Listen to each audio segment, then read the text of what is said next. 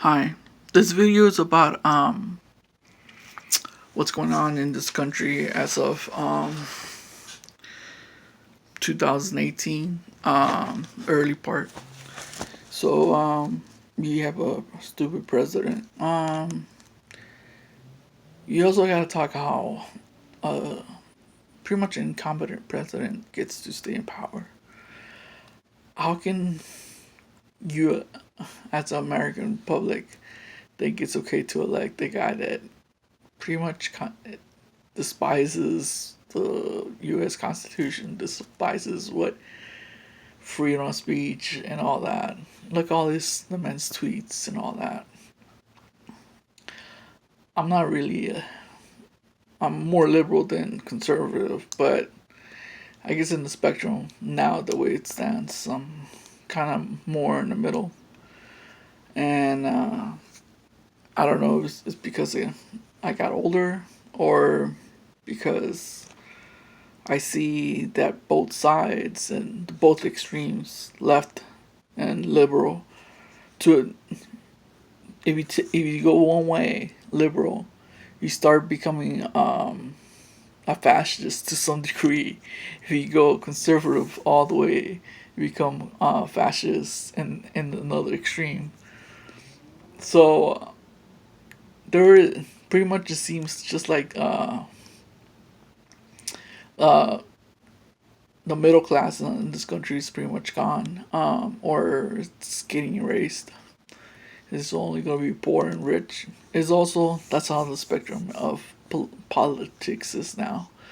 Either you're very liberal, very conservative, and there's not that many people in the center just trying to see the craziness of both sides, both the extremist views. Like if you take anything to an extreme, it starts going off the rails, crazy. And what a lot of people, maybe from other countries, like from the Middle East or from Europe or from any other country that thinks, well, America is very liberal, America is very open, they're very willing to take new people, and maybe that was 10, 20, 30 years ago. But America has gotten worse over time. Has I don't know, from finding a job that doesn't do piss testing for drugs or anything you're taking. Basically, they can just use the piss test for anything else.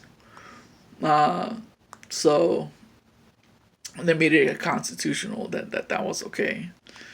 They made it constitutional that you had to have insurance, but it's like you're the common person. You're not very rich. You're not very poor. You're like somewhere in the middle, uh, or maybe more to the poor spectrum.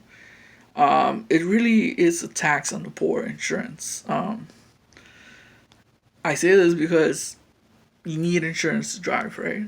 You need insurance in a lot of states even to have a driver's license. So it doesn't. If you have $100 million, it doesn't really matter. You can be even self-insured, believe it or not. So it really hurts the poor people in this country. There's a lot of this country has turned into anti-common man type of place where insurance is mandatory for everybody, but it's not equal in the way the pricing is, right? Another one is just the freedom of speech now, which is technically we have freedom of speech in America, but at the same time, you post anything online, you're gonna get a lot of crazy people trying to destroy your life or anything. Any movement you see right now that's doing it, from Black Lives Matter to hashtag Me Too to any other movement that gets created for whatever reason, is always wants to have some straw man some poster child that they need to hate. And that's also a problem that where freedom, I guess you have the freedom to say whatever you want technically, but we also have the what we all know is the NSA. Someone in the federal government is probably even archiving this for, and they can always use this as evidence that you were so and so, or they can go back to your Facebook post and go, "Well, how come we didn't see this?" And um, basically, like, let's say you like that the Las Vegas shooter, uh, they were going in the man's Facebook post and try to see what his thinking was, what they probably could even gotten with the government and saw all his searches and all that. That's kind of the type of society we're moving into. It's very puritanical. You say the wrong thing, you're banned for life or whatever. You do or one thing or whatever it is now, you can. There's always somebody that's not gonna like what you say. So there's a lot of self censorship that's out there, and everybody tries to look cute and nice, and that's not how a lot of people are in real life. You know, there's might be a bit. I know there's tons of videos about me that got thrown out there, but they got thrown out there only showing one side. They didn't show all the stalking, all the harassment, all the bullying, all the just following somebody behind on their car. The person doesn't even probably even know they're being followed, and it just to mess with them and just to get a reaction video and post it online or something. I think they were using because I was an atheist in Deep South. They were using that to try and say that like atheists were terrible people, or they were just like didn't have no joy in their life, or I don't know. All I know is that a lot of people were stalking me, harassing me, bullying me for like close to 10 years. I didn't think of calling the police. I tried to deal with it. I didn't know it was as big as it got either. So I guess there's some people that just don't want to call the police because maybe they don't trust the police, or maybe they think the police is very political. Because it seems like that's how it is. If you're quote unquote undesirable, or like whatever that means, right? And in the future, it could be something else. But basically, I was an atheist that was just trying to live my life, and I got nothing but hate and drama and bullshit, for 10 years of my life. I know that there this religion in the United States is very big. Pretty much there's a church everywhere you go. From California, which a lot of the conservatives think is like super liberal, nobody goes to church. It isn't really that liberal, and a lot of people do go to church in California. There's very religious people there. So it's kind of ironic that people would label California being super conservative. I mean, they are very conservative, very liberal. I know they are very conservative people there, and there's for the most part, people are just trying to live their life. But now with social media and all that, it just creates a lot of shitstorms of harassment and bullying, and everybody needs a little poster child to whip. I guess so. Everybody toes the line or some weird message like that. So it isn't.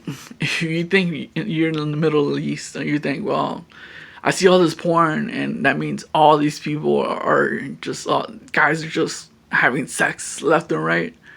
That's not really most guys. Most guys aren't having that much sex. I mean, I guess there are possibilities of people having sex, and some people actually get more opportunities than others.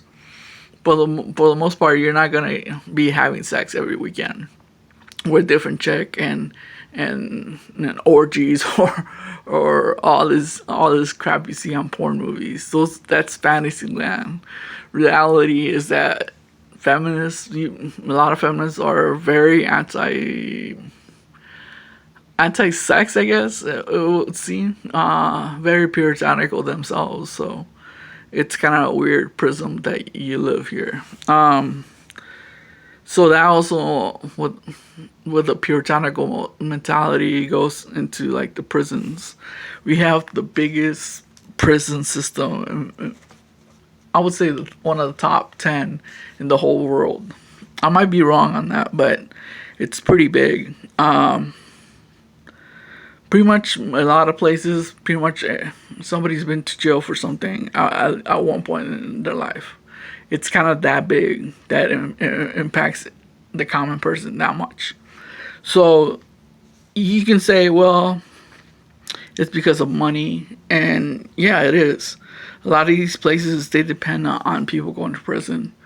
It sounds stupid, right, to put people in prison for dumb crap like drugs, right? Like the thing about drugs and all these topics that people talk about, they say they want to help those people with. They want to get rid of drugs. They want to get rid of people that use drugs or punish people for using drugs because they care for their health or something.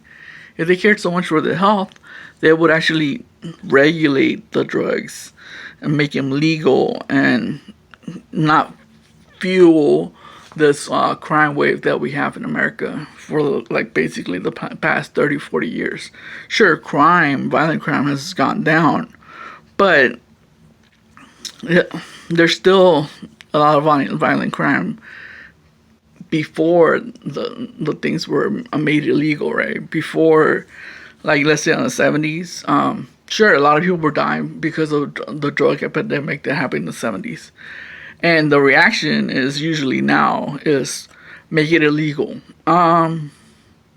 That's not a very viable option because you're still gonna make just like the thing with drugs now, the whole violence, the whole cartels in Mexico, and all these other places. You're not seeing the violence here, maybe, but to get the drugs here, there's a lot of violence. There's a lot of coercion. There's a lot of corruption being made because of those drugs. So you're making not just your country worse. You're making, because the United States affects a lot of countries, making the world worse. And you're not helping the people that you said you wanted to help. And because there's drugs in prison, and I think a lot of people know that. And there's drugs in every city, in every county, even in small towns. So haven't stopped the drug flows. Might stop it temporarily, but they'll just find another way because of the capitalistic system that we live in. The other one is prostitution. Capitalism at its perfect. The flow of commerce is gonna go. When you make it legal or illegal, the only thing that's gonna change is the strategies of the people trying to make and get their payment, right? The prostitution is still happening right here in every city, in every county, and every state. So you're not making anything better for the prostitutes. You're making them worse because now some pimp can now torture those women or curse kids into being prostitutes or all these other things that come with drugs, with prostitution. You're fueling crime. You're creating the thing you say you hate. You're making it worse for the common man. Prostitution, drugs. I'm not saying make it legal and everybody's gonna go. That's not gonna happen. But what you're gonna do is make it better for society. A lot of people are paying a lot of taxes to put people in jail, to make weapons, and all that could be used to help the common man, the citizen. And we have one of the biggest unemployment times of this century. People are being unemployed technically because of technology, because of outdated systems get replaced with new ones, and usually when they get replaced with new ones, they're usually less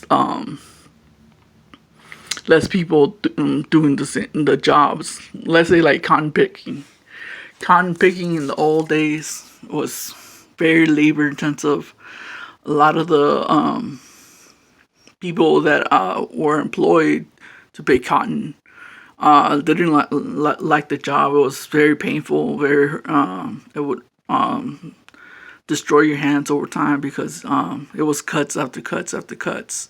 It was a zillion cuts on your hands over time. It creates a lot of scar tissue on your hands. So a lot of people that pick cotton, they couldn't actually eat even. They had to be fed because it damaged their nerves on their hands.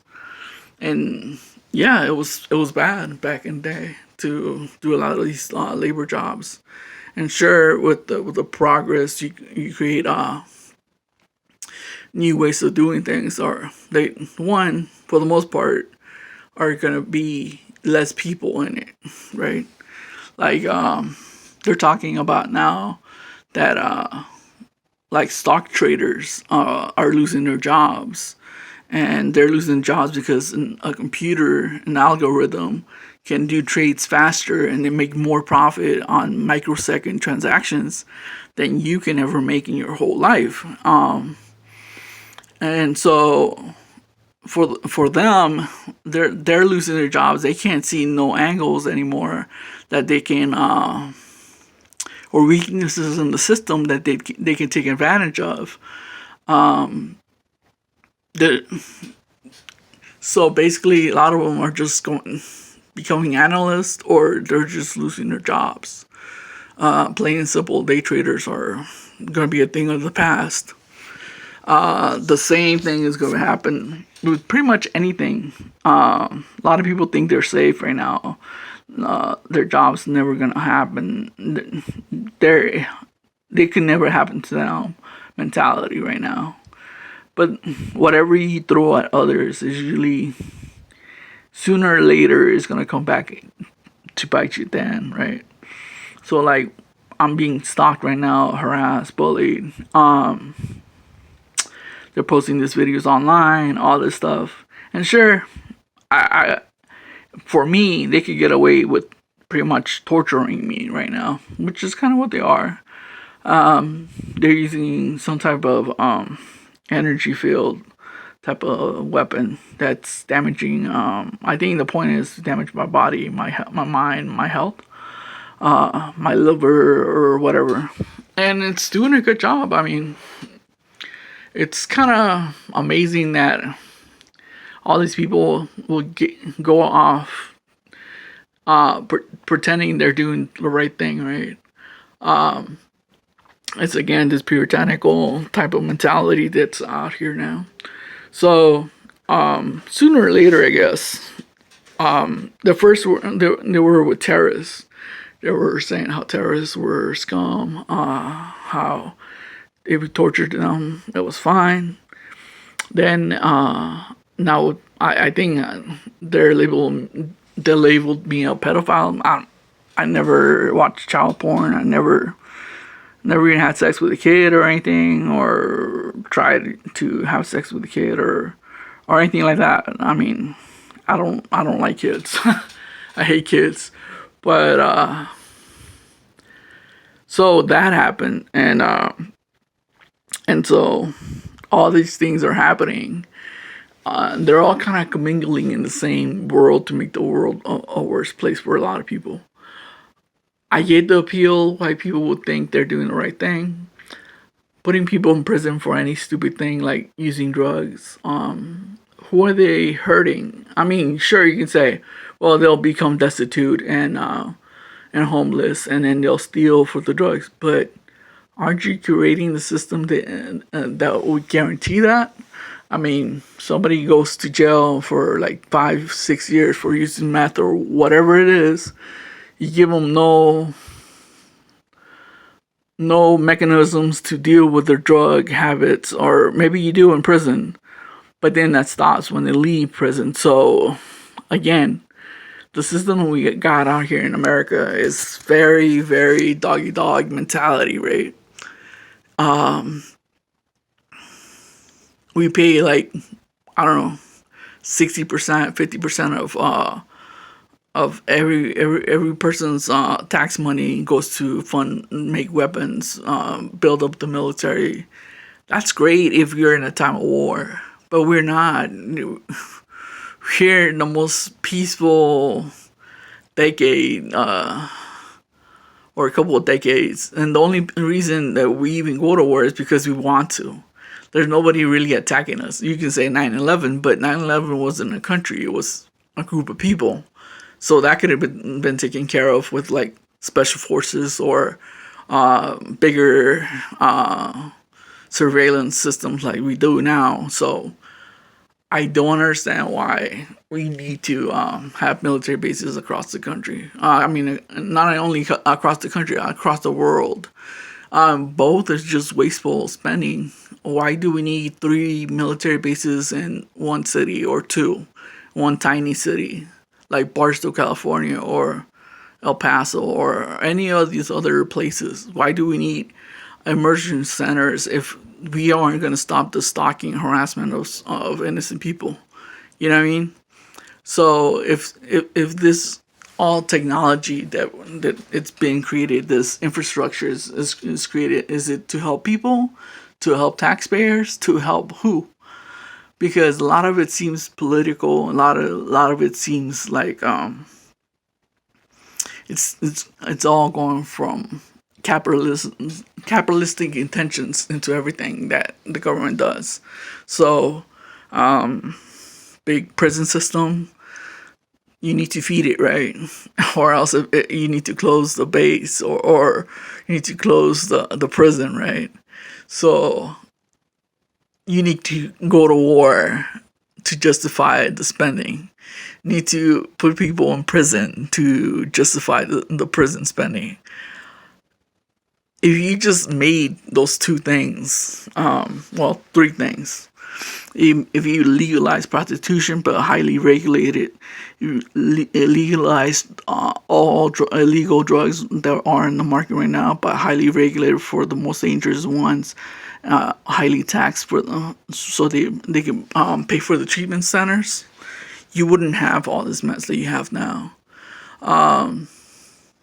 It seems like this country now is some rich guy, some asshole at the top wants this and or that to happen, and for the most part, he's gonna get his way. Whatever that might benefit the common man, or might not, but it doesn't really matter. It's what that rich person wanted, not what the people wanted. That's kind of how a lot of things work now. Like special interest in lobbying, it doesn't really benefit the common man. It might benefit some people and some common man. Like if you're into guns, NRA, do a lobbying for NRA type of thing, right? Or any of these other movements. This what was supposed to be the common man going to talk to your congressman, or talk to your senator, or talk to your city council person, or the mayor or something. And I've done that in another city, and they pretended like he was so busy they couldn't put me in the calendar, and it was just a bunch of nonsense and stupidity that made it so I couldn't ever talk to my council member. And it's if you go to any city now, you can basically guarantee that you're not gonna be able to do that. So it's a lot of this mentality is very puritanical, very well. Let's just put them in jail. Jail is expensive for one thing. Putting people in jail like for like the old child support is very stupid, because on top of the crap that you put that person in jail for, right? Now they have to pay restitution for being in jail, and then you think I'm joking?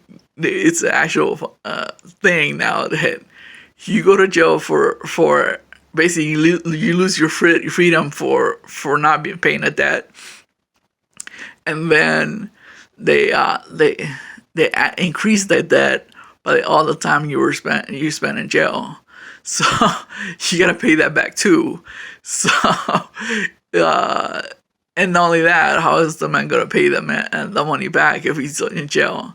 And his work history looks spotty now, and he has a stain on his record, and it just seems like if you want the men to pay, you would make it easier for the men to pay, right? A lot of times, a lot of people don't. A lot of these guys, they didn't even want to have kids with that woman. They just were too stupid to realize that they need to do something about it, right? Like wearing condom, all these other options that are out there, right? Most women that get child support, sometimes most of them lie for the child support.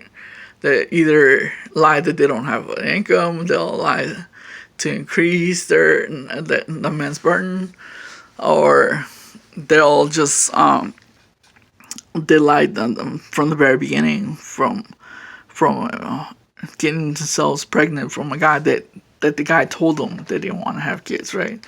There's women out there like that. So there's a lot of women that would trap a man like that. Because for a lot of women, a man is just a utility, you know? So I just think everybody, number one excuse for anything is let's put him in jail. I don't know. It seems kind of like a backward type of system, because if you care about making the world a better place, that means you also care for making the world a better place for everybody. Because it's like the guy that's a pedophile, right? What would be better, right? For him to admit that he's a pedophile and go to a therapist and get medication, or for somebody that's mentally ill, what would be better for him, for society, for him to go see a mental health professional, or for him to be roaming around the streets in your city, being potentially dangerous, or you know, you don't really know who that person is. You don't know what state of mind it is that he's on. You put people in extreme conditions, you're gonna get extreme reactions. So I don't get the purpose of gang stalking, but also don't get the purpose of putting people in jail. I don't get the reason about saying that you care about the women, but then you outlaw prostitution, and then make human trafficking, underage prostitution, make just coerced prostitution an actual thing then, because then it's against the law anyways. Then the murders start to rack up, because they can't go. Let's say you don't pay your prostitute, they're not going to be able to go to a judge in a courtroom and say, well, he didn't pay me for sexual services, so now they got to take it in the streets, and that means somebody's getting killed or severely hurt. That could also mean the prostitute can't go to police either, so that means she's gonna get severely hurt or murdered. And a lot of times, there's not gonna be in a very well lit place. It's gonna be out in the boondocks. It's gonna be some seedy place where she could potentially be murdered or tortured or some crazy crap like that. So you said you care. Most of the time, they'll say they care about sexual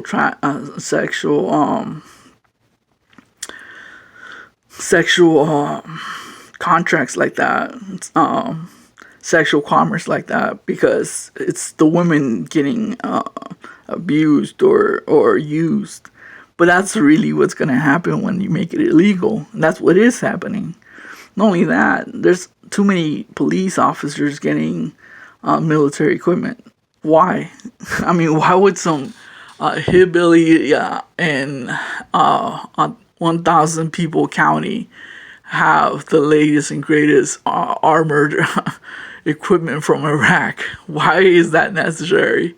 Why do we need for some hillbilly cop to have M16s? Like, I don't really get it. it it's kind of backwards the way things are going. The government's supposed to be helping us make our lives better, but it seems it's now because some rich guy wants, or our corporation wants this to happen, we're gonna make it happen, type of thing. And sure, you could say there's some battles that are being won by the common man, but right now it seems like it's the common man that's kind of losing in the long run, because I don't know if you know this, but in the 80s, the 90s, the 2000s, the Republican Party with the Democratic Party, maybe they weren't championing this, but they were pretty much complicit in passing these laws. They pretty much made all the laws that made it easy for a corporation to go ship their jobs overseas. That means Ford Motor Plant, all these other motor plants that they had, appliance plants here in the United States, factories, everything went out offshore.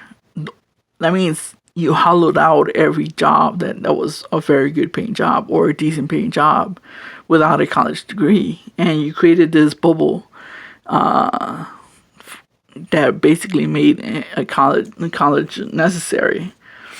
And college is expensive. You don't need to go to college to work at Starbucks, and if you do, that's a problem.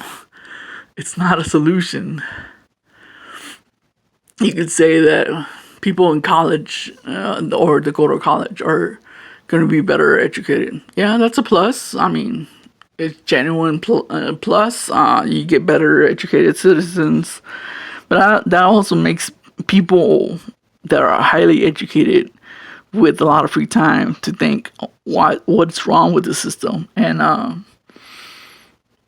the Republican Party has been pretty much just blaming anybody but themselves. They're the ones that created the system that exported all the jobs. They're the ones that sending all the jobs to Mexico, India, China, Pakistan, any other country. Even now, they're trying to start factories in Africa. So there's always a cheaper labor market that they can exploit. That doesn't really speak too highly of capitalism as we have it now, because they didn't care about patriotism or this country at all, or the citizens in this country. They went and did it for themselves. So I know there's a lot of people at the top. They're saying how capitalism is great and it's the most perfect system that we have, and how wonderful it is. Well, it might be to some degree the best system that we might have at the time being, but that doesn't mean that we can't make it perfect, at least if you want to stay in the capitalistic system. You can also make it better. It was pretty good in the 50s, in the 60s, in the 70s. I don't know if you know this, but just like I was talking about this dismantling of the system that was making this country great, you also had pretty much free healthcare. You could go to a general hospital, and if you didn't have any money, and it was all over the states, it wasn't just one state, you can just go and get I know when we were younger, we had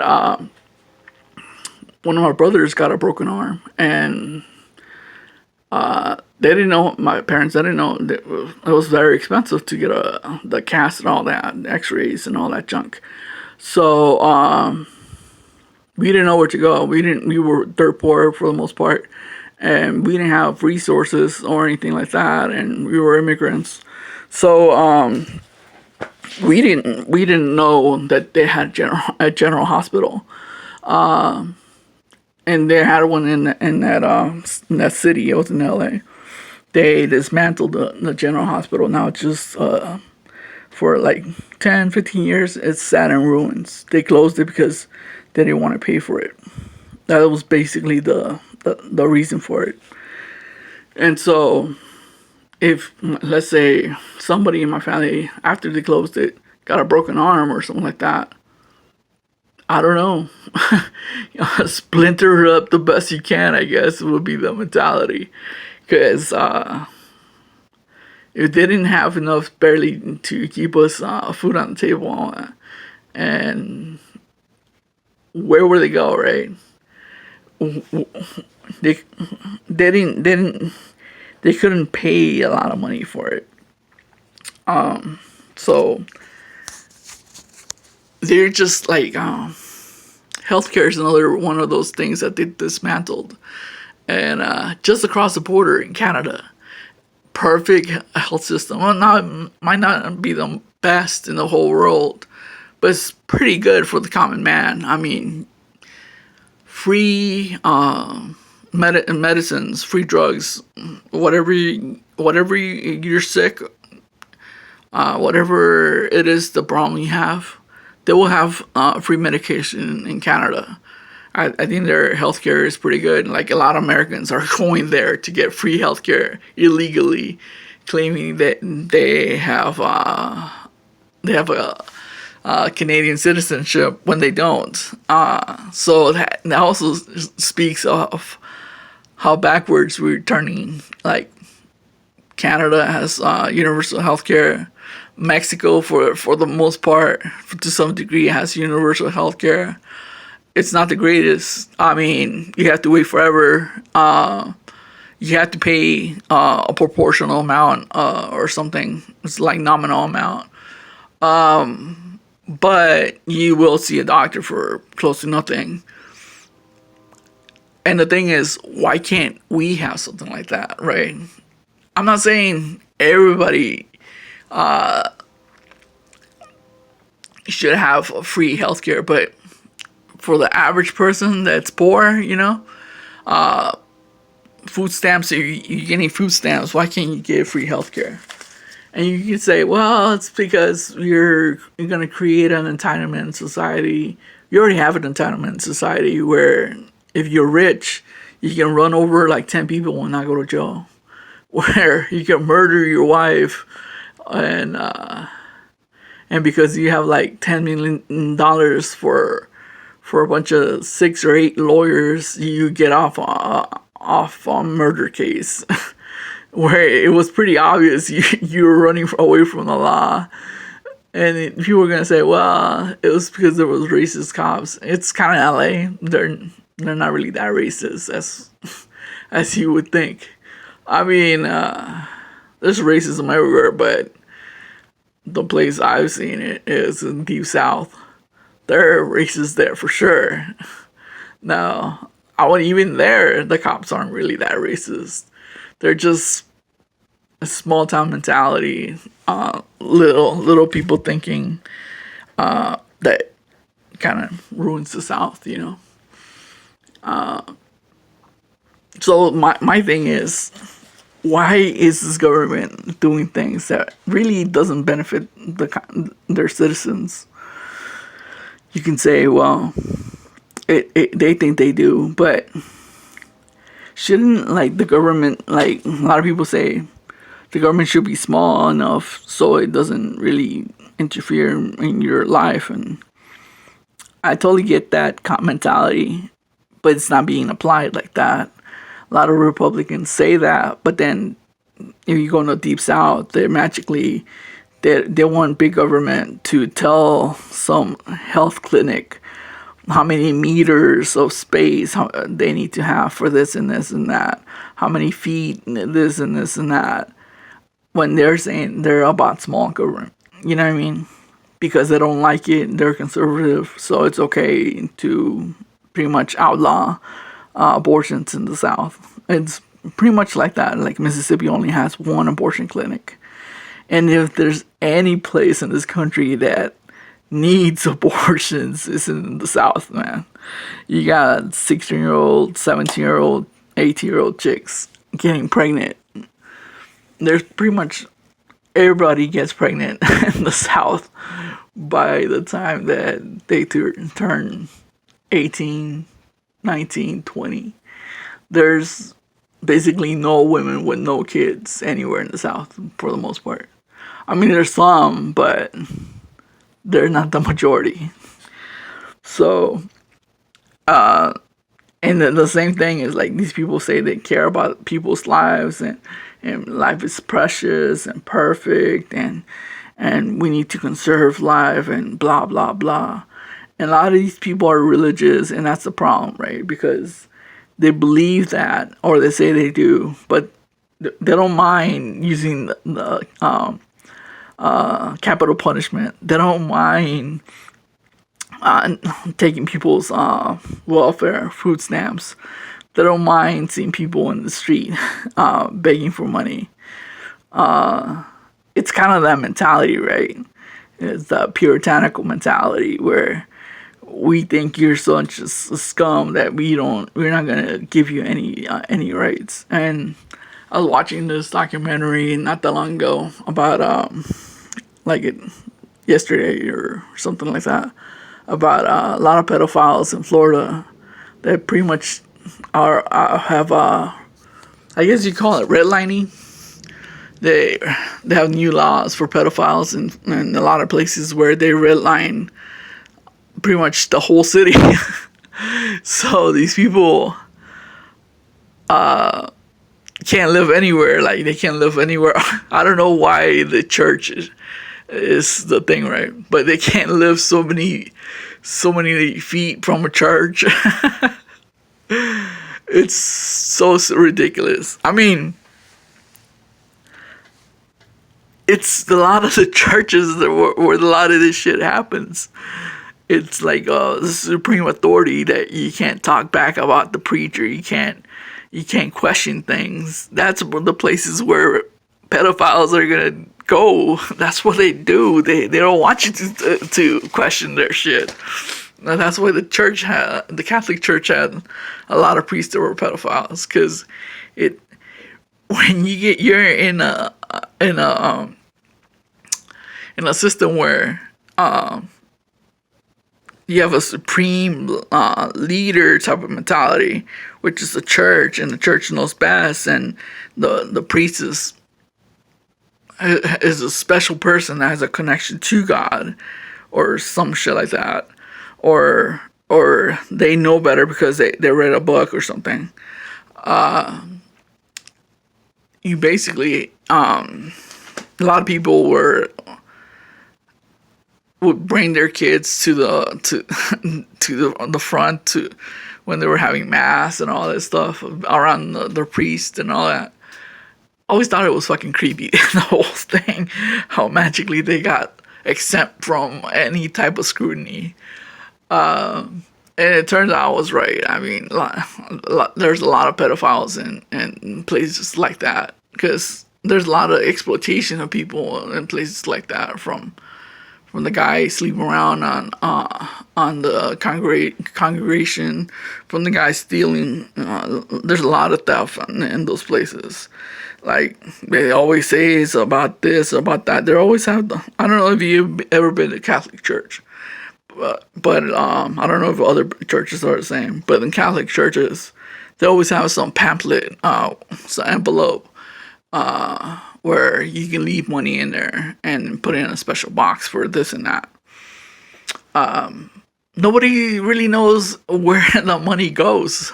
It's I guess you were just supposed to believe it was going to the right place and not magically going up the stream to the Vatican. So I didn't really know where all the money went. We weren't allowed to question that, believe it or not. I don't know if that's how your church is, but the Catholic Church, it was like that, the one I went to. You couldn't question where the money was going. And so they had a pamphlet saying that that's where the money was going, but there was no real accountability. And it's kind of weird because, especially with Catholics and the Catholic Church, they're actually, I didn't know this, that they actually got some right when they were working with Mussolini to make the Vatican its own nation state. So basically, they have banks, they have their own even money and their own army. It might be small and all that, but they're getting the money from everywhere, getting upstreamed to the Vatican, and a lot of it is like, where's the money going? Where is it? Why isn't it been used to help the poor and all this? I'm not saying they don't. I'm just saying there's a lot of money that's untraceable type of thing, like black money type of thing. So I don't know. I don't know. This tangent is just going off topic, but it's all the same, right? I mean, it's all like the common man not knowing what's going on in the world. Like a lot of us get told, like, I don't know if there was this. I don't know if you know this, but there was this new law that the Supreme Court pretty much passed that I think it was Citizens United. They pretty much made it legal for a corporation, a private person to pretty much fund somebody's campaign. It could be, back in the day, they had a limit. It could be like 100,000, 50,000 or something like that. So, I mean, they got a way around that. They just had different people, stream the money there.